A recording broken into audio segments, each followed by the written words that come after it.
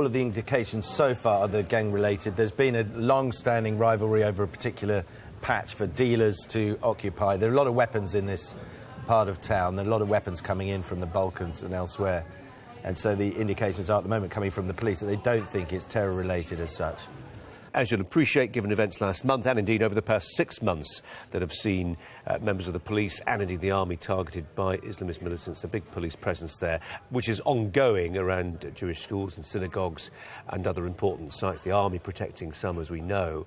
But this, as you say, Sam, looks on the face of it, first blush, as being unrelated, though the gap between Islamist terror and gang-related incidents is a bit narrower than you might think. Yeah, there's very easy, a blurred, as I put it to the senior member of the French Gendarmerie, in fact, the head of the French Gendarmerie in the next-door region put it to me a week ago. The gap between organised crime and radical terrorist Islam is quite blurred because of the access to weapons. If you are going to try and commit a terrorist act, you need a weapon. You're going to get it from organised criminals involved with drug-related gangs. And so the result of that is that in these environments, whenever there is a shooting incident, the assumption will always be that it's a terrorist incident, and therefore you will get a deployment of Special Forces troops, or rather Special Forces police, in this case from the Gendarmerie, who are now on the ground. They've evacuated a large number of schools in the area, closed off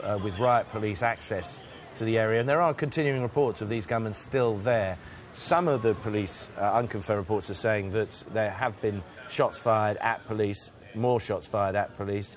So whatever the genesis of this shootout was, it may mutate into something more aggressive, something ultimately directed at the police and gendarmerie.